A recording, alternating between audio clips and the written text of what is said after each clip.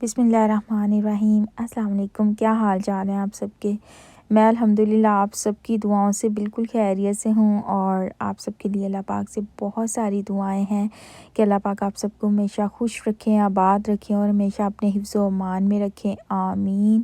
اور اللہ پاک نے ہمیں جتنی بھی نعمتیں عطا کی ہیں اس میں سے ایک بہت بڑی نعمت ہے، وہ ہے جی ماں کے ہاتھ کا کھانا۔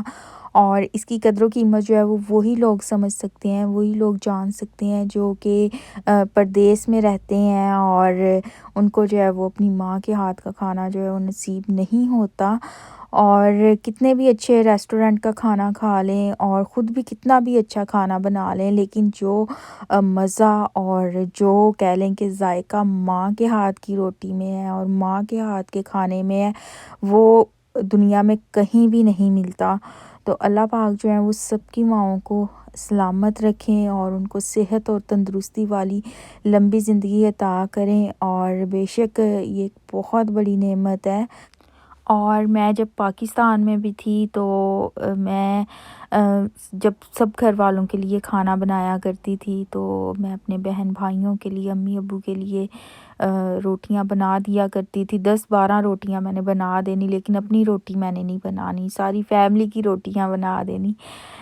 تو خود میں نے جو ہے وہ امی سے ریکویسٹ کرنی ہوتی تھی کہ کائنڈلی آپ مجھے جو ہے نا وہ 1-2 روٹیاں بنا دیں، میں نے جو ہے آپ کے ہاتھ کی کھانی ہے۔ تو امی بھی حیران ہوتی تھیں کہ سب کی بنا دیتی ہو، اپنے لیے کیوں نہیں بناتی۔ تو بہرحال وہ پکا دیا کرتی تھی، اور مجھے جو مزہ امی کے ہاتھ کی روٹی کھانے میں آتا تھا نا، وہ مجھے کوئی کتنی بھی اچھی روٹی بنا دے، چاہے وہ میری بہنیں ہوں کوئی اور ہو، تو مجھے نا مزہ ہی نہیں آتا تھا تو کسی اور کے ہاتھ کی روٹی کھانے میں۔ تو بس آپ لوگ بھی میری بات سے ایگری کرتے ہوں گے کہ جو ذائقہ اور جو مزہ ماں کے ہاتھ کے کھانے میں ہے نا، وہ دنیا میں آپ کہیں پر بھی کتنا بھی اچھا کھانا کھا لیں نا، کسی بھی ریسٹورنٹ میں، وہ اس میں وہ ذائقہ نہیں ملتا آپ کو۔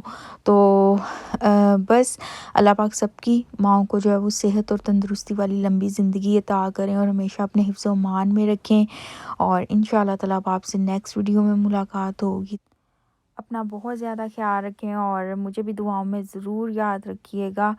خوش رہیں، ہمیشہ سب کو خوش رکھیں، سب کے لیے بہت ساری آسانیاں پیدا کریں تاکہ اللہ پاک بھی آپ سب کے لیے بہت ساری آسانیاں پیدا کریں۔ فی امان اللہ، اللہ حافظ۔